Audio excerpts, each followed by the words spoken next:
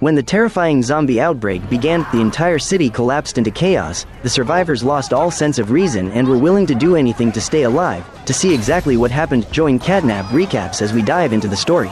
The series opens right as the outbreak begins. After the main character's family finishes packing their belongings, they rush out of the house and head to the military evacuation checkpoint. The evacuation site was established by the government to transport healthy civilians to designated safe zones. Everyone who arrived had to undergo strict inspection procedures. An Asian girl without any identification tries to board the truck, but a soldier stops her immediately. After the main character's daughter passes the inspection, it's the husband's turn. Noticing how exhausted he looks, the soldiers immediately pull him aside for a more thorough check. They discover a severe wound on his abdomen. The soldier becomes alarmed, suspecting it might be a zombie bite. He instantly forbids the husband from boarding, and the main character is held back as well. The husband tries to get on the truck but is knocked down by a soldier. His wife rushes over to check on him. Meanwhile, the transport truck reaches full capacity and departs for the safe zone. Heartbroken from being separated from her daughter, the main character panics. Fearing zombies will swarm the area, the couple quickly flees into a nearby house to hide. Gunshots echo non-stop outside. She decides to let her husband rest while she goes out to find medicine for him, hoping they can later reunite with their daughter. But the husband knows he won't survive and urges her to go to the safe zone alone and find their daughter. She refuses to leave him, giving him water to ease his pain. While in the kitchen, she hears a noise at the front door. Grabbing a knife, she goes to check and finds an elderly woman collapsed outside. Suddenly hearing her husband's voice, she rushes back to the living room. Seeing blood smeared across the floor, she assumes he has turned into a zombie and hides in the bathroom. Her husband, now fully turned, pounds violently on the door. Moments later, the old woman's agonized screams echo through the house. Taking advantage of the chaos, she escapes the house, but the zombie chases her. Cornered, she climbs a fence. Her turned husband, now mindless, keeps attacking relentlessly, making her scream in terror. Just then, gunshots ring out. A black soldier appears and kills the zombie, saving her at the last second. Shaken and nearly killed, she hugs the soldier, begging him to help her reach the safe zone and find her daughter. She tells him she's willing to do anything for his help. Elsewhere, a mentally challenged young man wanders the chaotic streets, unaware of the outbreak. When he sees a woman collapsed on the road, he approaches her and finds she's gravely injured and near death. The Asian girl appears again and urgently drags him away. The two run desperately, searching for a safe place to hide. Another couple argues on the street when suddenly a car hits the woman. Knowing the dead turn into zombies, her boyfriend panics and flees, abandoning her as she lies dying. The woman soon transforms into a zombie, gets up, and sprints toward living people to attack them. Others shoot her, knocking her down, but she rises again and keeps advancing. The boyfriend hides inside a room and locks the door so the zombie can't reach him. The creature turns away to hunt others, crashes into a wooden door, and charges back into the street seeking new victims. After some time, everyone arrives at the military blockade. They must pass through this checkpoint to reach the safe zone, but the soldiers stop them again, announcing that zombies have breached internal defenses. The government has temporarily halted all new entries into the safe zone. The petite Asian girl manages to slip past the soldiers. The crowd then storms forward, knocking down the guards, breaking through the blockade, and rushing toward the safe zone. The Asian girl boards a truck with several others and escapes. Meanwhile, the main character's group is left behind and can only walk slowly toward the safe zone, urging a nearby man to come along. In the Asian girl's group, a middle-aged man drives the truck, accompanied by another middle-aged woman. The man insists he isn't a bad person and tries to talk to the girl, but they don't speak the same language. The woman says she has many friends in the safe zone and even carries valuable jewelry, hoping the driver will help them, but he refuses any reward. He just wants to do the right thing. On the road, they see that a military transport truck has been attacked. They also notice another vehicle following them closely and assume the pursuers are after their fuel. Back with the main character's group, they hear noises while heading toward the safe zone. Hiding to observe, they see a zombie chasing a couple. The mentally challenged young man wants to help, but the main character stops him. Powerless to intervene, they can only watch the couple being attacked. Meanwhile, the driver's group is suddenly ambushed. People on the road keep throwing objects, trying to rob them of fuel. The driver quickly accelerates to escape. The vehicle starts making strange noises, as if something is stuck underneath. The Asian girl gets out to check and finds a bicycle jammed in the wheel. Just then, a zombie appears in the distance. The bicycle refuses to budge. The middle-aged woman screams for the girl to get back in the truck. Right as the zombie is about to reach her, she finally pulls the bike free.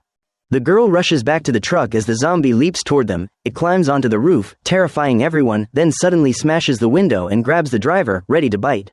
The Asian girl grabs a hammer, climbs out of the truck, and strikes the zombie, forcing it to release the driver. He floors the gas, then brakes hard, throwing the zombie forward. Enraged, he accelerates and runs it over. The Asian girl realizes they've gone the wrong way. While stopping to check the map, a black vehicle approaches, alarming everyone. The driver pulls away slowly, but the black car tails them. He speeds up and turns into an alley to lose them. Eventually, the pursuers leave, unaware of their location. Moments later, a couple appears, begging to get on the truck while being chased by a zombie. The woman even offers herself in exchange for help. Fearing danger, the driver drives off, leaving them behind. Returning to the main character, she searches for a usable vehicle. She assumes the black soldier is still part of the military and hopes he can call for backup, but he tells her the government has already fallen. The only option now is to fend for themselves and reach the safe zone. Meanwhile, the driver's group finally calms down, singing joyfully as they travel toward safety. Suddenly, they are rammed by another vehicle, the same black car from before. Furious, the driver yells at the attackers to step out. But in the chaos, the driver's truck slams into a delivery vehicle. The impact throws the woman out of the truck, severely injuring her. She quickly turns into a zombie, and the others hurry to wake the driver and escape. The driver of the black car is also killed in the crash, and the remaining passengers scatter in panic.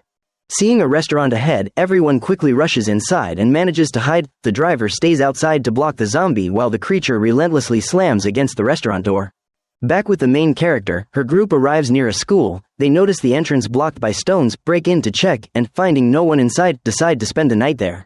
Once inside the music room, the black man locks the door. The chubby guy starts banging on the drums loudly, angering him. The chubby man quickly apologizes and promises not to do anything stupid again. The group then rests for a while.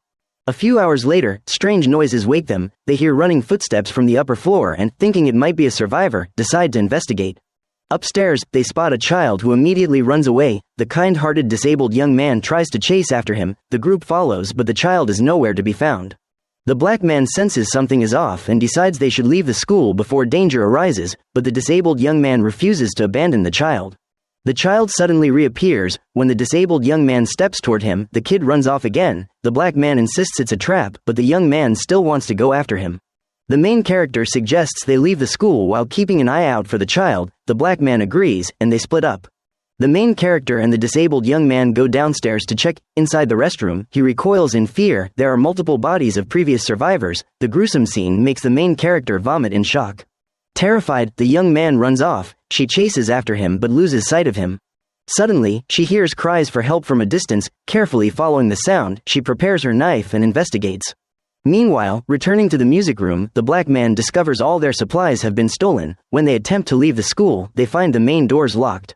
They check the office for a map of the school. After locating the maintenance room, they open the key cabinet only to find every key missing. The black man decides to search for the others. At that moment, the chubby man accidentally triggers a trap near the door, locking it shut and separating them. Back with the main character, she follows the cries to a restroom, only to discover the sound is coming from the PA speaker. Realizing it's a trap, she tries to leave but the door locks behind her. Elsewhere, the disabled young man reaches an emergency exit, but every door is locked. The child reappears, revealing everything is a trap set by the group of kids. They point a gun at him, tie him up, and drag him away. As it turns out, the school has been taken over by a group of vicious kids who lurk inside and ambush any survivors entering the building. A short while later, the black man hears noise and finds a room barricaded with wooden poles. He kicks them down and rescues the main character. They quickly escape together. While moving through the hallway, they hear gunshots and go investigate. In the distance stands a group of children, seemingly wanting to talk, but as they get closer, the kids raise their guns and bring out the captured young man, threatening to kill him unless the black man hands over his weapon. The black man prepares to shoot, but the main character stops him. She doesn't want to harm the children and insists he surrender his weapon to save the disabled young man's life. But the kids don't know that the disabled young man is hearing impaired. They order him not to move, then untie him and pull the hood off his head. Upon seeing the main character, he immediately tries to approach her, but the kids open fire. He's shot and collapses. As soon as he stops breathing, he turns into a zombie and attacks everyone nearby. The main character hides inside a classroom, with the zombie chasing her. The black man fires repeatedly, but without a headshot, the zombie doesn't go down. They keep running while the zombie stays right on their heels, as the cruel kids cheer and watch from behind a fenced barrier. The zombie climbs onto a desk and knocks the black man to the ground, causing his gun to fall. The main character picks it up but, lacking combat experience, misses several shots. The black man pushes the zombie away, but it's too fast for them to land a headshot. Just as they're cornered and about to be attacked, a man suddenly opens a door and pulls them to safety. They finally escape the school and rush away. The vicious kids open the doors again, ready to lure in their next victims. Meanwhile, the Asian girl exits through the restaurant's back door. When the driver follows her, they are spotted by a zombie and rush back inside. The rest of the group also refuses to go out, afraid of being attacked.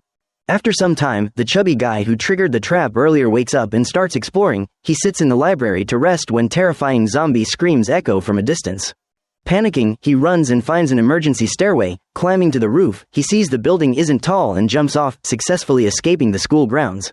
As he prepares to leave the area, he sees a taller building where the cruel kids are throwing zombies off the roof. Horrified, he freezes, then bolts when the zombie begins to rise. He climbs a fence and jumps into a garden to hide. The zombie smashes through the fence and spots him, forcing him to run into a nearby house. Once outside again, he locks the front door, trapping the zombie inside. After running a long distance, he finally loses the zombie. With the streets completely empty, he feels painfully alone. He calls out for help, but no one responds. Spotting an unlocked car, he gets inside and finds the keys but doesn't notice a zombie nearby. He tries to start the engine, but it only makes loud noises, drawing attention, while failing to start. He then discovers a nearby supermarket. Inside, the abundance of supplies gives him hope, but while searching for food, he hears a zombie and quickly hides. Sneaking toward the exit, he is spotted by the zombie and forced to run. He bursts through the emergency exit with the zombie chasing him closely. Once a zombie identifies its prey, it will chase relentlessly. He reaches a bus depot and climbs onto a bus roof. The zombie repeatedly jumps, trying to climb up after him. The chubby man lies flat on the roof, hoping the zombie will leave. After some time, everything becomes quiet. Seeing the zombie standing still behind the bus, he crawls toward the front to escape, but the zombie notices him. He scrambles back onto the roof, but the zombie successfully climbs up. As it charges toward him, he jumps to the next vehicle, only for the roof to collapse under his weight, sending him falling inside. After opening the car door, the zombie appears right in front of him. Terrified, the chubby guy escapes through the window and keeps running down the street. He hides inside a warehouse ahead to avoid being chased. But the zombie follows him. The chubby guy hides beside a vehicle, then sneaks into the storage area, grabs an axe from the wall, and decides to fight back. He approaches carefully, waiting for the zombie to appear before swinging the axe, but it gets stuck on the shelf behind him. Once spotted, he panics and runs away. Reaching the main road, he sees a passerby ahead. He shouts for help and hides inside a store. The passerby follows him inside and starts shooting at the zombie. Too scared to speak, he remains hidden. After the zombie is killed, the passerby, having been bitten, begins to succumb. Anyone bitten will soon turn into a zombie, even if they're not dead yet. The chubby man thanks the passerby, then reluctantly kills him before he can transform. Meanwhile, the group in the restaurant remains trapped as the zombie lurks outside. No one dares to leave. Tensions rise, and arguments break out. A cunning young man finds plenty of food in storage, pleased they can survive longer, but the driver is furious, blaming the group for getting everyone trapped here. The cunning guy explains they didn't know the driver of the black car, they just hitchhiked with him. He then asks the driver to talk privately in the kitchen. In the kitchen, he expresses goodwill repeatedly and proposes they work together. He suggests the two of them become co-leaders and guide everyone to the safe zone. After their discussion, they return and begin planning an escape. The cunning guy suggests distracting the zombie so they can attack it from behind. Everyone gathers makeshift weapons from the kitchen. They decide the Asian girl will bang on the window to distract the zombie while the others sneak up from behind.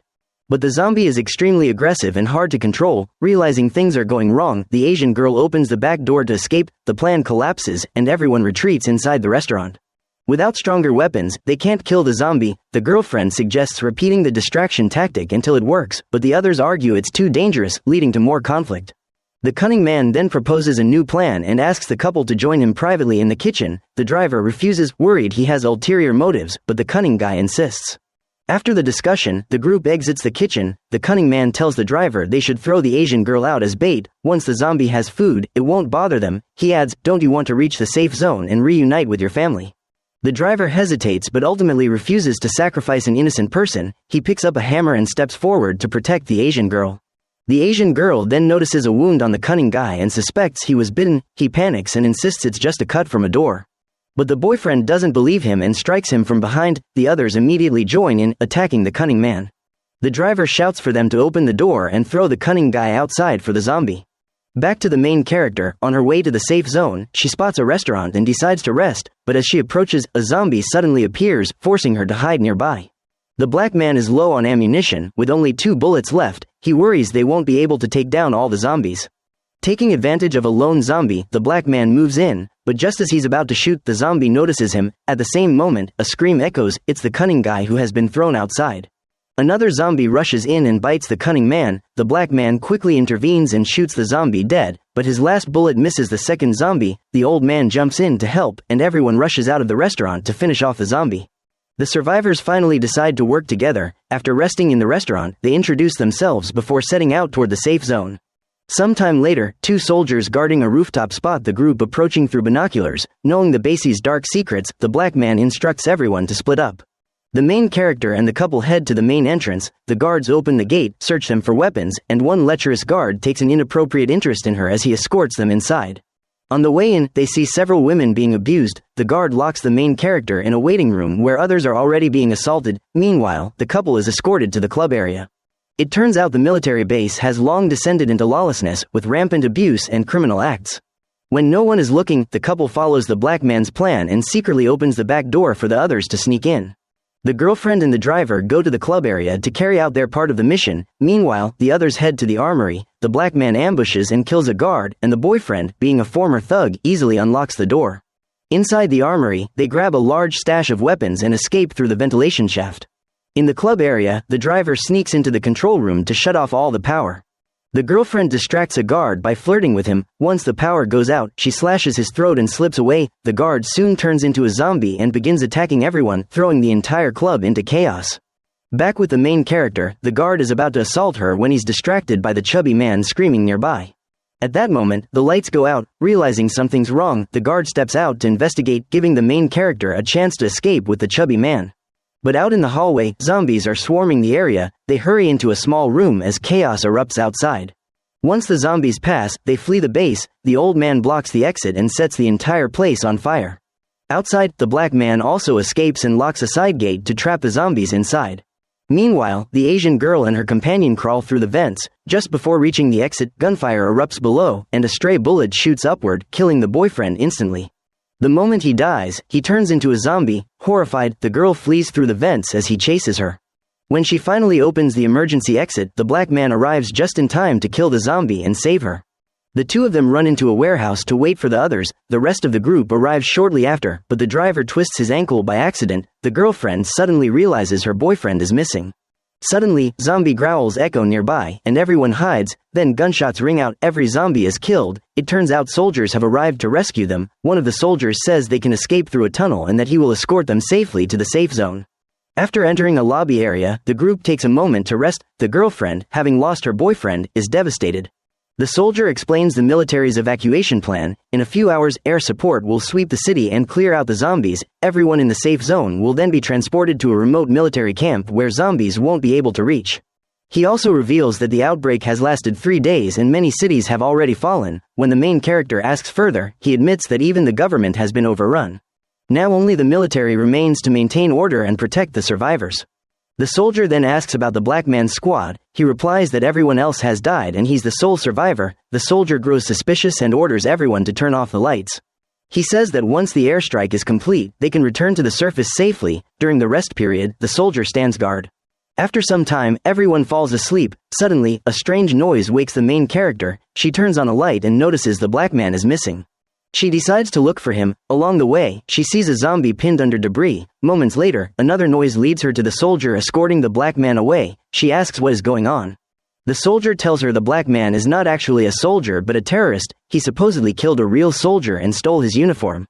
The black man admits he impersonated a soldier but claims he was captured because he knows the location of a treasure. The main character realizes the truth. The two soldiers only want the treasure and never intended to take them to safety. She finally draws her gun and shoots both soldiers dead. Returning to the group, she lies and says the soldiers were killed by zombies. The survivors gather weapons and continue toward the safe zone. The old man spots his beloved dog nearby. Being a loner with no family, he decides not to go with the group anymore. The safe zone is located inside a stadium. Soon, they reach the area and find many other survivors. Any zombie that appears is immediately shot down. Anyone approaching the safe zone must be armed, but the constant gunfire attracts more and more zombies. A young woman is attacked by a zombie and panics, firing wildly. After killing it and turning around to continue forward, she realizes her girlfriend has been shot in a vital spot and instantly turns into a zombie. Chaos erupts everywhere as countless survivors are overwhelmed by zombies. Everyone panics and runs in different directions, becoming separated in the chaos. The chubby man's group hides to avoid stray bullets. A zombie suddenly rushes toward them, forcing them to open fire. As they try to escape, another zombie attacks. The chubby man pushes it away, giving the black man a chance to shoot it down. While fleeing, several survivors are infected and turn into zombies. The chubby man can't keep up and gets separated again, forcing him to run on his own. The black man continues firing at zombies. The Asian girl presses herself against a wall in fear. When a zombie lunges at her, she shoots, but accidentally hits someone behind it. She is forced to finish him off to prevent him from turning. Suddenly, bombs rain down from above, explosions knocking everyone off their feet. The two of them quickly get up and flee the area. Back to the main character, she and the driver run together, but he struggles due to his injured leg. A zombie catches up, and the driver quickly shoots it. As they run, zombies also dodge bullets from other survivors. The driver collapses in pain. Airstrikes intensify across the city. Zombies continue chasing them, forcing the old man to push through the pain and keep moving. Bombs strike nearby, knocking the driver unconscious. The main character returns to drag him away from danger. Elsewhere, the girlfriend, now turned into a zombie, attacks everyone around her. Zombies feel no pain. Even when shot, they keep moving unless their head is destroyed. The chubby man bumps into another survivor. He reaches for a gun, but the survivor grabs it first. Distracted, he's caught off guard by a zombie attack. More zombies swarm the area, and the chubby man flees with a horde behind him. A nearby explosion knocks him to the ground. He gets up and tries to run into a building, but more zombies appear. He is forced to flee once again in desperation. Meanwhile, the black man is chased onto a bridge, fighting zombies while sprinting toward the safe zone. The main character brings the injured driver to the others. They keep shooting zombies ahead of them. More zombies rush in from behind toward the black man, and he quickly shoots them down. A massive horde approaches from behind. The black man runs and shoots with impressive agility. The injured driver, not wanting to slow them down, asks the main character to end his suffering. As zombies get dangerously close, she reluctantly shoots him. The Asian girl kills a zombie and keeps running. The survivors reach the stadium entrance, slam the gate shut, and lock it. A massive swarm is trapped outside, giving them a brief moment of safety. Inside the stadium, they find no zombies but also no other people. They move toward the center, the designated gathering point. With no clear next step, the group can only stand there and wait. Suddenly, a man holding a gun appears at the entrance, putting everyone on edge. Moments later, the main character's daughter appears. She freezes in disbelief, tears streaming down her face. Once she realizes it is truly her daughter, she rushes forward and embraces her. After an exhausting and brutal journey, she is finally reunited with her daughter. After a mysterious pandemic sweeps across the world, the apocalypse begins. Once infected humans die, they reanimate as zombies. The protagonist, Rose, was originally just an ordinary office worker. To survive, she teams up with a criminal named Spears and an Asian woman named Kyungsun, fighting their way through military bases until they finally reach the central safe zone, the stadium. But the chubby man wasn't as lucky. After being separated from the group, he fled into the tunnels and spent months living in fear, hiding and running for his life. 4 months passed. One day, he was siphoning gas from an old car. Just as he finished, a zombie with glowing eyes charged straight at him. He quickly drove off. On the road, he found a girl named Sophie begging for help. Seeing how desperate she looked, he let her into the car. Sophie hugged him gratefully, but secretly opened the driver's door. Moments later, a man named Luke appeared with a gun, shot the chubby man, and threw him out of the car. It turns out Sophie and Luke only wanted to steal the car, but in the chaos, the engine stalled. Behind them, the chubby man, now a zombie, was charging after them. With no choice, they abandoned the car and ran. Zombie Chubby had a clear target. He repeatedly used shortcuts, smashed through wooden doors and glass, screaming as he chased Luke. Luke eventually climbed into an SUV. The zombie clung to the roof and smashed the windows in a terrifying scene. The SUV crashed into an obstacle, throwing the zombie off, but he felt no pain. Then, barking came from nearby. Extremely sensitive to sounds now, the zombie sprinted toward the noise. He didn't see the old man and the dog behind the glass, only his own reflection. Confused, he wondered who that other man was. But since he couldn't smell a living human, he wandered off. Shortly after, Luke woke up covered in blood and begged the old man for help through the door. The old man refused. Luke had no choice but to look for another vehicle. Luckily, he found an unlocked police car with the keys still inside, and even a gun. For the first time, Luke felt hope. But before he could start the car, the zombie suddenly slammed his head through the window. Elsewhere, 2 men were looting a supermarket. A girl knocked on the door begging for help. Feeling pity for her, they let her in and offered her water. But she didn't drink it. When they weren't watching, she slipped into the storage room and opened the back door for her group. The ones entering were Rose, Spears, and Kyungsun. The girl was actually Rose's daughter, Anna. Since the military abandoned the stadium, they had no safe haven and relied on tricks like this to steal supplies from other survivors. This time, they chased the 2 men away and filled a backpack with food. Anna didn't care much, she even played with toys inside the store, but when Rose called her, Anna was holding a very real gun. The group originally had a vehicle nearby, but returning to it, they found the gas had been stolen. With no other option, they went looking for a new one. Coincidentally, there was an SUV parked at the corner with its door wide open. The two people inside the vehicle were already dead, and a zombie was stuck at the front of the car, unable to move. Rose and Anna stripped the dead bodies for clothes while Kyungsun and Spears kept watch. Kyungsun then noticed someone inside the store who was close to death. She gently offered them water and held her necklace while praying, as if preparing for something. But before she could do anything, barking suddenly echoed from outside. Startled, Kyungsun rushed out only to see a plane flying across the sky. On the street ahead, Zombie Chubby was sprinting wildly. A car suddenly sped past, forcing everyone to duck for cover. But the people in the car had already spotted them. Spears urgently told Rose and Anna to run while he and Kyungsun stayed behind to draw their pursuers away. The two ran into a nearby house. Their pursuers were heavily armed and wearing body armor, making a direct fight impossible. Spears and Kyungsun were forced into a deadly game of hide and seek while looking for a chance to escape. Meanwhile, Rose and Anna hid in a nearby restaurant and were almost spotted. They escaped only because gunfire outside distracted the attackers. They soon regrouped with Kyungsun, but Spears had been shot in the stomach. Although the wound wasn't immediately fatal, Rose decided he would only slow them down and insisted on leaving him behind. Despite Kyungsun's desperate pleas, Rose and Anna ran ahead. Kyungsun tried to drag Spears with her, but she was too weak to move him. With the pursuers closing in, she pushed Spears into a bush to hide him, but she herself was captured. When Spears regained consciousness, Kyungsun was gone. He crawled out of the bushes and headed toward the snow-covered land beyond. The area was barren and silent, covered entirely in snow. The same plane flew deeper into the snowy region, meaning the military was dropping supplies there. Spears suddenly noticed a shadow approaching from behind. He wanted to rest, but danger forced him to keep moving.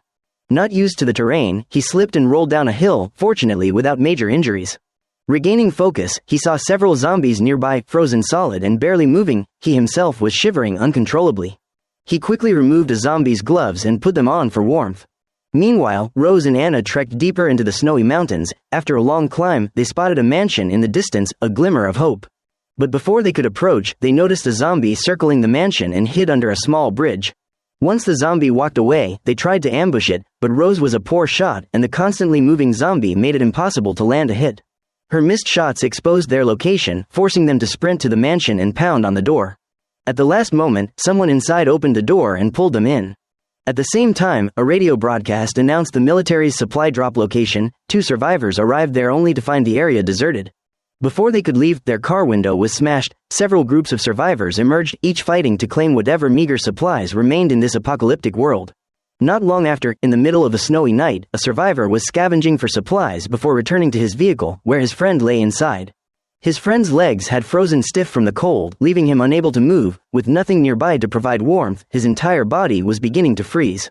The survivor hurriedly moved his friend onto the bed, used scraps of paper to start a fire, and comforted him, telling him to hold on, that things would get better. His friend slowly drifted to sleep as the man whispered to him. The man lay down to rest as well, but the moment he closed his eyes, he sensed something was wrong. His friend suddenly rose, now a zombie, and began chasing him all around. Likely, the extreme cold killed him, turning him into a zombie. The two spent the entire night in a deadly chase. By morning, both were exhausted, one desperate to feed, the other desperate to survive, neither willing to give up. The survivor spotted a mansion ahead and sprinted toward it for help, but exhausted, he slowed down, letting his guard drop. Just as the zombie was about to reach him, someone inside the mansion shot it in the head, but before he could celebrate, another bullet pierced his skull, fired by Rose. Inside the mansion, bloodstains covered the floors, and several bodies lay unfrozen. The people who had allowed Rose and Anna inside were now dead, except for one survivor named Freddy. Freddy clutched an armful of firewood and begged Rose to spare him. Rose coldly replied that everyone else was already dead.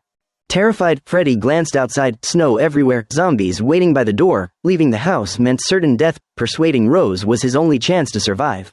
He finally agreed to help Rose dispose of the bodies and maintain the fireplace. After some thought, Rose accepted. Originally, everyone inside the mansion had been safe, until the snowmobile rider went outside and never returned, causing panic and setting off the tragic chain of events. Rose warned Freddy not to touch Anna or he would die instantly. Terrified, Freddy silently obeyed and dragged the corpses outside. Meanwhile, Kyungsun was taken into the snowy mountains. Her captors didn't harm her but forced her to witness the fate of another prisoner, the same snowmobile rider. He had known the location of the supply drop and was tasked with chasing the plane, but was captured along the way and beaten badly. To avoid being executed, he revealed the supply drop site and the mansion's location. But that wasn't enough, the leader forced him to guide them. At that moment, another group quietly approached, the same group that had previously stolen supplies from weaker survivors. The raiders were ambushed, caught completely off guard. The snowy forest exploded into gunfire as survivors slaughtered each other. The forest had initially been free of zombies, but the noise attracted them one after another. The snowmobile rider was shot and was clearly not going to survive much longer. Kyungsun was dragged away by the gang leader, heading toward the aircraft's drop zone. But as they neared the safe house, a bullet shot out from inside, hitting the motorcycle. It veered off course, sending both the leader and the bike tumbling off a cliff. Once the raiders left, the snowy battlefield fell silent. The snowmobile rider, now dying, sat trembling on the ground. But no one noticed his wound. Instead, they questioned him about which direction the plane had flown. The snowmobile rider refused to speak. He insisted they give him water and take him back to the mansion, where his wife was sheltering. He promised he would reveal the plane's landing point only after reuniting with his wife. Water was extremely precious now, leaving the group unsure about what to do. By the time they considered agreeing to his terms, he suddenly turned into a zombie.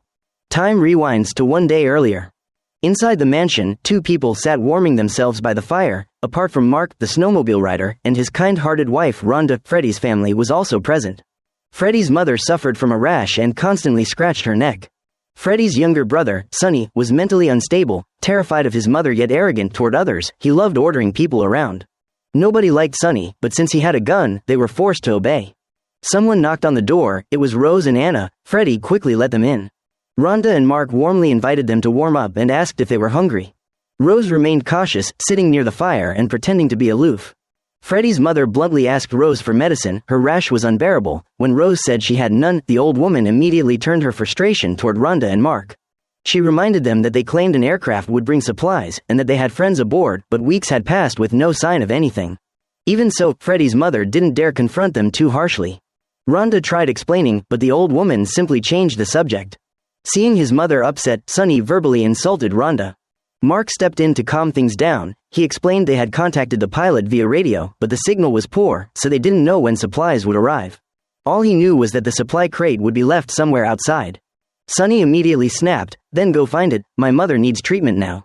Freddy's mother gauged the daylight, about 4 to 5 hours left, enough time for a round trip. Mark also had a snowmobile. But Rhonda objected, insisting it was too dangerous after dark, they should wait until morning. Unfortunately, without a gun, she had no authority in the group. Under pressure from Rose and Sonny, Mark reluctantly agreed to go. Anna sensed the tension and excused herself to go upstairs. The scene shifted to the study upstairs, where a man hid silently against the wall, unnoticed. When Anna returned, the arguments downstairs were still ongoing. Rhonda, worried for Mark's safety, suggested sending another person. Sonny quickly volunteered Freddy, but their mother immediately refused. Sonny didn't dare defy her, so he ordered Rose to go with Mark instead. But Rose was no longer the timid office worker she once was. She firmly refused. In the end, Mark had to go alone. When the zombies outside weren't looking, he slipped into the garage and sped off on the snowmobile. But he ended up captured by raiders and was accidentally shot during the chaos. Losing too much blood, he died and turned into a zombie. That night, inside the mansion, the remaining survivors gathered around the fireplace for warmth. Freddy and his mother shared a bottle of alcohol, but even though he was her own son, she disliked him and wouldn't let him drink a single drop. The old woman and Rhonda knitted, while Rose and Anna played cards from a distance. But as Mark still hadn't returned, everyone grew increasingly anxious. Sonny resented Rose because she was armed, so he took out his frustrations on Rhonda, pointing his gun at her whenever he felt irritated. The old woman quickly distributed food in an attempt to ease the tension. Having gotten her share, Freddy's mother then pressured others. She told her son to question Rhonda about whether she had allies coming to capture them. Rhonda quickly denied it and urged everyone to stay calm. In such freezing conditions with little food, people could easily lose control. But Sonny didn't like her tone and immediately asked his mother for permission to kill Rhonda. Although selfish, Freddy's mother still had some sense and stopped him. At that moment, a plane flew overhead and everyone stood up tensely to listen. Forced by Sonny, Rhonda reluctantly went upstairs with Freddy to use the radio to contact the flight crew. But the signal was too weak. Rhonda called over and over with no response. While waiting, she told Freddy she sympathized with him. It must be terrible to live with a mentally unstable younger brother. Freddy replied that he was used to it and didn't consider himself a good person anyway. Sonny suddenly entered to check on them, forcing the two to stop talking and resume sending radio calls. But for some reason, Sonny abruptly changed his mind and ordered them downstairs. As they stepped into the hallway, Rhonda sensed something was wrong. The axe she had left there was gone. It had been her only weapon. But Sunny didn't care and kept urging them to go downstairs. Once downstairs, Rhonda realized the urgency. Sunny's mother was cold and wanted someone to go outside to collect firewood. But zombies were lurking right outside. Sunny refused to risk going himself, so he looked for someone else to sacrifice. The first person he pushed forward was Anna. Rose immediately pointed her gun at him, insisting that a strong adult should go instead. And so Freddy was chosen as the unlucky one. The firewood was in the garage, but Mark had forgotten to close the door earlier, allowing zombies to walk in freely. Freddy was immediately chased and had nowhere left to hide. Because he couldn't bring back firewood, his own family refused to let him inside. His only option was to climb a tree and stay there all night while zombies gathered below. Meanwhile, inside the house, they had no firewood and were forced to burn household items for warmth. But without the axe and with fewer items to burn, the fire began to die out, leaving everyone freezing and irritable. Sunny angrily questioned who took the axe and why Mark hadn't returned yet. Rhonda told him getting angry was a waste of energy, but that only enraged Sunny further. He grabbed the half-knitted sweater from the old woman and tossed it into the fire. His mother snapped at him to stop, and only then did he quiet down. But still fuming, Sunny ordered Rhonda to go upstairs and try the radio again. A few minutes later, Sunny thought he heard something through the radio. Believing Rhonda was secretly contacting outsiders, he rushed upstairs to confront her. For days, Rhonda had endured Sunny's behavior, but this time she was clearly pushed too far. Somehow, she managed to find a gun and attempted to kill Sunny. But Sunny was quicker. Rhonda was killed and soon turned into a mindless zombie. She went berserk and chased everyone in the house, trying to bite them. The first victim was the old woman. Before the old woman could turn, Rose swiftly shot both of them in the head. Rose's ruthless actions terrified Sunny and his mother, making them sit silently by the fireplace without daring to speak. But the house grew colder, and they hogged the fire, refusing to share with anyone. If things went on like this, Anna and Rose would eventually freeze to death. So while Sunny was upstairs smashing the communication devices in anger, Rose shot Freddy's mother, and Anna killed Sunny. The two then drank Sunny's family's liquor and sat by the fire until the flames died out. After that, they found a bed and fell asleep in each other's arms. The next day, the man who had been hiding inside the house suddenly appeared. He approached their room with an axe, but surprisingly did not harm them. Meanwhile, Kyungsun, who had fallen off the cliff earlier, slowly regained consciousness as her captors gathered around. This group, previously mistaken for bandits, were actually U.S. Army soldiers. So the assault on the mansion had been a deliberate military operation. Although zombies interfered during their attack, their numbers and equipment allowed them to eliminate the threat easily. Afterward, they took cover behind obstacles outside the mansion. Their scout returned and reported that a small basement window could provide direct access into the house. Behind the mansion lay 4 corpses with their heads blown apart. According to Mark, there were still 3 armed people inside. The squad leader decided to attempt negotiation first. He sent Kyungsun forward with her hands raised to signal a ceasefire and request a negotiation. If those inside cooperated, the groups could coexist peacefully. Otherwise, the military would storm the building and kill everyone inside. But Rose held a grudge against them. Earlier, they had forced her and Anna into hiding, severely injured Spears, and taken Kyungsun hostage. If she let them in now, they would undoubtedly slaughter her and Anna. Rose handed Anna extra ammunition and ordered her upstairs with clear instructions: shoot anyone who approached the mansion. Rose stayed on the first floor with Freddy to slow the enemy and prevent capture. But she didn't trust Freddy enough to arm him. He was only allowed to stand watch. Weaponless and intimidated by the heavily equipped soldiers outside, Freddy urged Rose to surrender. The soldiers likewise preferred negotiation. They demanded Rose throw her gun out so the sides could talk. But right then, a gunshot echoed from upstairs. The army immediately opened fire and launched a full assault. Freddy was shot and collapsed, dying in a corner. Seeing he was close to turning, Rose locked him in the basement without hesitation. The earlier gunshot had actually come from Anna, which triggered the army's attack. The mansion was now under siege not only by the army but also by the other survivor faction that had previously fought them. The group split into 2 flanking teams. One man approached from behind but panicked and fled when Anna spotted him. The rest ambushed the soldiers, catching them off guard. However, lacking equipment, neither side could gain the upper hand. Still, while both groups fought desperately, one lazy guy in a baseball cap slipped into a greenhouse to hide instead of fighting. Entering the basement from the greenhouse, the man in the baseball cap accidentally ran into Freddy, who had already turned into a zombie. Freddy bit him several times. Although he managed to shoot the zombie dead, he knew it was only a matter of time before he turned too. Unable to accept such a fate, he pulled the trigger and ended his own life. At the same time, Kyungsun had her hands tied and was unarmed. Amid the chaotic gunfight between the two factions, she struggled to escape. She attempted to run away from the soldiers but was recaptured within a few steps. She and a small squad were forced into the basement through the foundation window. A gruesome massacre had just occurred. Soldiers returned and killed everyone hiding there. Normally, they would clear the upper floors too, so they tied Kyungsun to the railing for safety. But the dead began turning into zombies, plunging everything into chaos. Soldiers found themselves killing enemies and then their own infected teammates. Anyone injured was shot in the head before turning. After the soldiers left, another zombie appeared in the basement. Terrified, Kyungsun broke the railing with all her strength to escape. She hid in the living room upstairs but was eventually discovered and nearly shot dead. At the last second, a young woman unexpectedly saved her. Moments later, a zombie lunged in and knocked the girl down. Kyungsun yanked the zombie off while the girl shot it in the head. The two worked together seamlessly at first, making Kyungsun believe she had found an ally. But when a plane flew overhead, the army commander spotted Kyungsun. The same girl who saved her immediately raised her gun at Kyungsun, signaling that resistance was pointless. It turned out Nazari only sided with whoever was strongest, changing allegiance as easily as the wind shifts. Elsewhere, Rose avoided fighting altogether. Amid the chaos, she ran upstairs, reunited with her daughter, and hid in the bathroom. But instead of being found by soldiers, they were discovered by Boone, the axe thief. Seeing Rose cock her gun, Boone frantically motioned for silence, but before he could explain, two soldiers noticed them.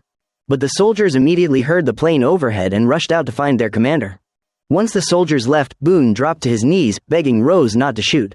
He claimed to know where the airfield was, saying the pilot was his friend and that he could help them get supplies and even board the plane. Since Rose needed a guide, she pointed her gun and ordered him to lead the way. Somewhere else, Spears, frozen and starving, picked up a plastic bag to check for leftover crumbs. But there was nothing inside. He moved toward a nearby car to search for food but saw another vehicle approaching. Fearing they might kill him, Spears hid behind a tree. But even after the car passed, he was still spotted. The man who'd been following him, armed with a slung rifle, approached. Spears raised his knife defensively, but the stranger tossed him a precious bottle of water as a gesture of goodwill. The man introduced himself as Braithwaite and claimed he knew Spears. Spears drank the water but stayed wary. He asked, "If you know me, then what's my name?" Braithwaite paused, then admitted he remembered Spears' face but not his name. He also warned Spears not to continue in this direction or he would run into serious trouble. Braithwaite claimed he knew a better place and could guide Spears there through a shortcut if they worked together. In the apocalypse, plenty of people are willing to eat human flesh just to survive, so the real question is, are there still any truly good people left? Spears didn't trust Braithwaite at all, but Braithwaite pulled out a map with clear routes and marked locations. After thinking it over, Spears finally agreed to follow him. Worst case scenario, he'd die and turn into a zombie anyway. And so, the two strong men began their journey together. They avoided the main roads and traveled along narrow forest paths. Braithwaite even knew how to forage for berries and track animals. Soon, they spotted a rabbit nearby. But just as they were ready to hunt, a man on horseback rode past them. Spears wanted to steal the horse, but Braithwaite didn't trust his own aim. He was terrified that if he missed the headshot, the rider and his companions would spot them and the gunshot might scare off the horse, wasting a bullet. So they watched the opportunity slip through their fingers and lost their meal as well. But fate didn't completely abandon them, and luck soon returned. While they were stressing over food, they suddenly heard a zombie screeching nearby. They cautiously went to investigate, hoping for supplies. They found a zombie pinned under a massive tree, its lower body crushed. Next to it was a tightly tied bag. After killing it, they opened the bag and found a bottle of liquor, a gun, and a fire-starting kit. Braithwaite handed the gun to Spears, treating him like a real teammate.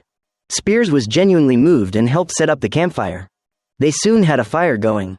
On that freezing winter night, they sat by the fire, sharing warmth and the bottle of liquor. Slightly drunk, Braithwaite pulled out his small stash of food, a nut-filled chocolate bar, and happily split it with Spears. But Spears was allergic to nuts, and despite starving, he refused to eat it. This reminded Braithwaite of someone, Big James, a notorious gang leader from his hometown. Big James had a younger brother who was also allergic to nuts. Once, the kid ate a peanut butter sandwich and swelled up like a balloon. Braithwaite asked Spears if he was that younger brother. After a few more sips, Spears admitted it. It turned out Spears' brother was a gemstone dealer. If you've watched Blood Diamond, you'd know how brutal life is for those mining gemstones. Braithwaite used to be one of those laborers. Back then, their lives were worth nothing. Spears, being arrogant, had killed multiple workers who disobeyed, including someone Braithwaite cared about.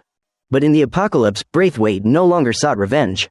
He only had one question: Big James made a fortune, so where was all that money now? This was the same question the two soldiers from Season 1 were after. Spears didn't want to talk about it, and Braithwaite let it go. With unresolved anger boiling inside both men, they suddenly started fighting.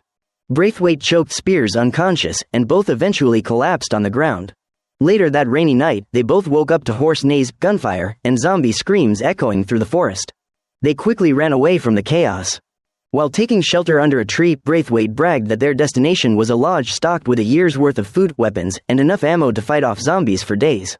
Spears still didn't trust him. As he scanned the area, he noticed strange wooden tags hanging from the trees, each carved with an eerie eye symbol.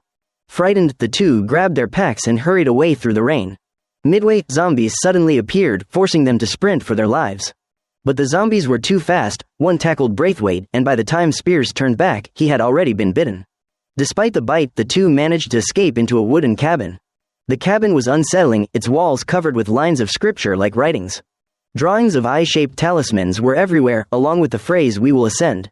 A pool of blood stained the floor, and a blood-soaked hand hung limply from the upper floor. Spears assumed it was a zombie, but as they approached, they realized it was a human with its head blown off. In the next room, dozens of bodies were piled on top of one another. In the center sat an elderly man, holding a gun, motionless. Behind him hung a large painted blue eye. Spears immediately understood they were followers of that cult. Not wanting to turn into zombies, they had taken their own lives, believing death would let them ascend. The old man should have done the same, but he had betrayed his followers. He handed Spears a gun, saying he had been waiting for them. Spears took the gun and sent him upward as requested. Moments later, Braithwaite began vomiting blood. He was clearly infected. That night passed quietly. By morning, Spears told Braithwaite he finally remembered everything. Years ago, Spears had killed Braithwaite, but somehow, he survived. Fate brought these former enemies back together at the end of the world. Spears raised the gun to prevent Braithwaite from turning, but this time he couldn't pull the trigger. Just then, a white horse wandered up from the creek. Braithwaite chuckled, saying he had never ridden a horse before. Ignoring the gun pointed at him, he slowly approached the horse. That moment became their silent farewell. Elsewhere, only 4 survivors remained after the firefight at the mansion. They wandered through the snowy woods and eventually located the supply crate. But before they could open it, an armed man appeared. The man was Sam, once a small-town police officer, now just another starving survivor. With no weapons to defend themselves, the 4 obeyed him, unwillingly becoming his subordinates. They opened the crate and found food and medicine, items more valuable than gold in the apocalypse. Sam wasn't greedy, he offered to split them evenly. However, to avoid attracting attention, he suggested moving the crate to the mountain top. They could also carry the items in bags, but no one had any, so they reluctantly agreed to drag the crate uphill. They tied the crate with ropes, with a man and 2 women pulling from the front. Sam and another man pushed from behind. But the crate was incredibly heavy, and the slope was steep. The 3 in front strained with all their might but made little progress. Meanwhile, Sam mostly yelled instructions, contributing little actual strength. Frustrated, the 2 women pretended to slip and dropped the rope. The man cut the rope tied around his waist. The crate instantly slid downhill, crushing the 2 men behind it. Sam ended up severely injured, while the other man died and turned into a zombie. Sam couldn't escape in time and was quickly torn apart by the zombie. At the same time, Kyungsun's group also found the supply crate. But another group arrived as well. The other group had 3 people, while Kyungsun's group had 4. Using their advantage in numbers, Kyungsun followed the commander's order to open the crate. But inside were no rations, only guns and ammo. The crate wasn't ideal, but at least it contained weapons to defend themselves. The 3-person group suggested splitting everything equally, but the commander refused outright. He intended to take whatever he wanted first and leave the scraps for the others. Seeing he wasn't someone to argue with, the trio reluctantly agreed. But while Kyungsun's team was dividing the supplies, one man from the trio suddenly drew his gun and killed a soldier. With numbers equal, they no longer felt threatened and broke the earlier agreement. Naturally, the commander refused to back down. But just as he was about to open fire, Kyungsun stepped in and begged them not to shoot, urging both sides to talk. Her delay bought just enough time for nearby zombies to hear the commotion and approach. The trio was forced to cooperate with Kyungsun's group to fight off the zombies. Once the zombies were gone, the standoff resumed. Kyungsun suddenly turned against the commander, handing a bag of weapons to the trio so they could leave quickly. Though her actions defied the commander and cost him the chance to avenge his fallen men, he still freed her arms so she could continue fighting in their place. Meanwhile, Rose and her daughter followed Boone for more than 10 kilometers. Rose suspected Boone was lying. There was no sign of an airfield anywhere. Boone, unarmed and timid, tried to laugh it off, insisting he wasn't lying. He said there wasn't just an airfield, there was also a lakeside lodge that was completely safe.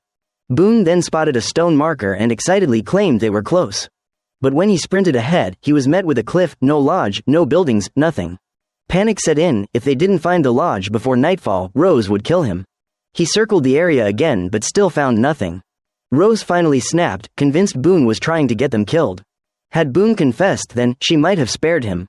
Instead, Boone doubled down, bragging that the lodge had electricity, water, food, everything they needed. He even promised that beyond one more mountain was the airfield. After hearing enough, Rose told Boone to walk with her, intending to kill him. But just as she raised her gun, Anna appeared and begged her mother to spare him. After all, Boone might know something useful. Rose didn't want to kill someone in front of her daughter, so she let him live temporarily. But she soon realized she'd made a mistake. As night approached, Boone miraculously found the lodge. He ran toward it like an excited child, with Rose and Anna following behind. None of them realized Sam had died right by that lake, and the lodge was no longer safe. The lodge was beautiful, with water, electricity, and an abundance of stored food. But anyone who entered felt uneasy and tense. They feared what might be lurking inside, zombies or something far worse, other survivors. While Boone casually wandered around the lodge, Rose and Anna swept every corner with their guns raised. Only after confirming there was no danger did they finally settle into one of the rooms to rest. Rose immediately let her guard down and went to shower. She even told Anna a bedtime story, like she always did. But Anna's behavior was unusual. She asked her mother whether they would really leave the next day. Even after Rose confirmed it, Anna kept staring at the front door with her gun in hand. Rose slept like a rock, which made Anna even more afraid to fall asleep. Suddenly, strange noises echoed outside. Could the lodge be haunted? Anna grabbed her gun and quietly went to investigate. She walked through the empty hallway and approached the side door. She noticed the side door somehow standing wide open. The door kept swinging back and forth, hitting the frame rhythmically. Anna calmly shut and locked it, then stood before the glass door and laughed silently, as if venting all her bottled-up fear and stress. The next morning, before Rose woke up, Anna heard noises outside again. Trembling, she raised her gun. A shadow stopped beneath the door, and someone tried turning the doorknob. But once they realized the door was locked, they walked away. Thinking it was Boone, she went to check his room, only to find him sleeping deeply. Which meant the person outside earlier wasn't Boone. Panicking, Anna inspected the entire lodge and found something terrifying. The main door was wide open, yet no one was outside. At that moment, screams came from a room downstairs. A shadow moved beneath the door as something pounded violently against it. It turned out a zombie was locked inside. Rose woke up, realized Anna was gone, and hurried out with her gun. Boone, still half asleep, had no idea what was going on. Then Anna screamed downstairs.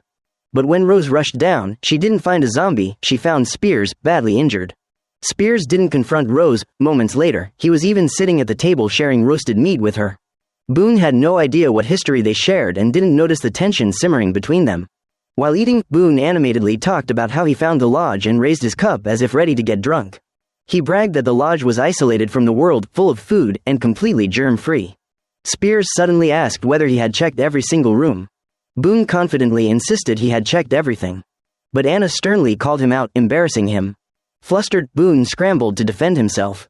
Spears cut him off and changed the subject, saying he planned to spend the rest of his life in the lodge. Anna asked whether he wasn't going to the airfield. Spears replied that there was no airfield at all, that Boone had made it up. "There's food and water here, why leave?" he said. His words terrified Rose. It felt like he was hinting that he wanted to settle old scores right here. She rushed to clarify that Boone didn't lie, he meant they could stay, which also meant they could leave. But Anna wasn't as patient. She scolded Boone and mocked Spears for being injured. She said he didn't care because he was dying, while they still had a chance if they reached the airfield. Rose thought Spears would get angry and storm off. Unexpectedly, Spears returned to revisit the past with Boone. He said he had practically died once, left in a trench with rats and maggots. Just when he was about to give up, he heard his mother's voice calling him, and that gave him the will to survive, eventually leading him to the lodge. Anna realized he was hinting that they had abandoned him, almost accusing them of being ungrateful. Both mother and daughter felt guilty. Anna hurried to the zombie room, while Rose used the excuse of checking the oven to walk away. By the time she returned to the table, night had fallen. Taking advantage of Anna's absence, Rose finally spoke her mind. She didn't believe she had done anything wrong, she simply had no other choice. Everything she did was for her daughter. As long as Anna stayed safe, she would do anything. Now that they were just one step away from escaping the darkness and reaching a new future, the pressure weighed heavily on Rose. Her words were also an attempt to make peace with Spears. Spears remained silent, lost in thought. Rose didn't wait for a response and went back into the kitchen. Just as she returned with 2 plates of toasted bread, a gunshot echoed from the living room. She rushed out and froze in horror. Her daughter had shot Spears in the head. Anna calmly said, "We should go now." The 3 of them, Rose, Anna, and Boone, left the lodge together. Boone was terrified by what he witnessed. The moment he saw an opening, he bolted. Anna couldn't catch him and could only follow the route he had mentioned. The scene shifted back to the lodge. After dealing with the zombie earlier, Anna had asked Spears, "Where's my mom?" Spears never answered directly. Weakly, he said he had wanted revenge, but seeing them again took that desire away. He knew he didn't have long to live and wanted nothing more than to rest forever in the lodge. But he couldn't do it himself, so he handed his gun to Anna and asked her to help him end it. It was the cult leader's gun, the same one Spears used to end the old man's life. Now he wanted to die by that gun as well. His desire for death was the result of long internal conflict, influenced by the cult members' suicides. Anna was deeply moved. She had always been wary of Spears, but killing an old companion wasn't easy. In the end, Anna pulled the trigger. Once they reached the airfield, Anna told her mother everything. Rose refused to talk about it, and the 2 ended up arguing. At that moment, a zombie lunged out from the shadows, forcing them to hide. That zombie was Boone. After Boone left them, he ran into a group fighting over supplies. They captured him, forced him to reveal everything, and made him lead them to the airfield. Their bearded leader promised to free Boone, then betrayed him, killed him, and let him turn into a zombie that attacked everyone. Elsewhere, the 2 women who abandoned the supply crate ran into Mance at the airfield. Mance wanted revenge, but Boone's zombie attack forced the 3 of them to work together. Just when Mance thought he had reunited with allies, one of the women was shot and collapsed. She bled out quickly and turned into a zombie. The remaining woman was bitten and soon turned as well. Meanwhile, Rose and her daughter ran into the military commander while searching for the plane. Rose reacted instantly. She hid all her bullets and raised her hands to surrender. To earn his trust, she even offered all of their food. But before the commander could inspect anything, a horde of zombies suddenly stormed in. They all had to retreat into a storage warehouse. While the commander guarded the door, Rose abruptly aimed a gun at him. But before she could pull the trigger, a gun was aimed at her from behind by the bearded man. Standing with him were the 2 surviving henchmen and the commander's former subordinate. Before the commander could say a word, his subordinate struck him from behind and forced him to kneel. Turns out the subordinate had betrayed him in exchange for survival, choosing to side with the bearded man. The bearded man held a grudge, still angry about the stolen supplies, so he beat the commander mercilessly. The brutality was so intense that Kyungsun couldn't bear to watch. She glanced at her bruised wrist from the restraints and felt only resentment toward the commander, so she stayed silent. Suddenly, someone outside pounded on the door, alarming everyone inside. But once the door opened, their fellow teammate had already turned into a zombie. The infected brought an entire pack with him, forcing everyone to shoot and flee. Once the bearded man's group was almost wiped out, only Rose, Anna, and Kyungsun remained. The commander, bloodied and dazed, weakly lifted his gun to shoot Rose. At that moment, the rescue plane appeared. Rose used the distraction to fire at him. The bullet struck a nearby vehicle, causing an explosion that severely injured both Rose and the commander. Rose insisted that Kyungsun take Anna while she stayed behind, planning to end her life before turning. But in the end, she couldn't bring herself to do it. Meanwhile, another woman sprinted toward the plane but was tackled by a zombie just meters away. Anna suddenly changed her mind. She pushed Kyungsun onto the plane and stayed behind to draw the zombies away. Mance, who happened to be nearby, sprinted toward the plane too. Seeing a girl being chased, Mance gave up his chance to escape and began drawing the zombies' attention. 7 or 8 zombies charged straight at him. Mance darted between the warehouses and single-handedly killed them all. But he was bitten, meaning he would soon turn. Refusing that fate, Mance stepped out into the open with his gun. As sunlight pierced through the clouds, he stood in the glow of hope. He fired 1 bullet to kill zombie Boone and another into his own head. At the same time, the dying Rose and the commander prepared for their final showdown. But before either of them fired, Anna appeared in a vehicle and opened the door for them. In the end, Kyungsun was the only one who boarded the plane. The pilot happened to be Korean and could understand her. Throughout the apocalypse, Kyungsun had suffered constantly because of the language barrier, surviving only through the mercy of others. Seeing someone who spoke her language moved her to tears, though she remained cautious. Strangely, the pilot was alone on the plane. He didn't explain, and Kyungsun didn't ask. She leaned against the window and slowly closed her eyes. And that's where the story of Black Summer Seasons 1 and 2 ends. Rose and the commander didn't end their lives, so did they eventually turn into zombies. What will happen to Anna after staying behind? And what happened to the pilot before he reached the airfield? None of these questions have been answered. If Season 3 ever comes out, would you like us to recap it? Leave your thoughts in the comments. Thanks for watching, see you next time.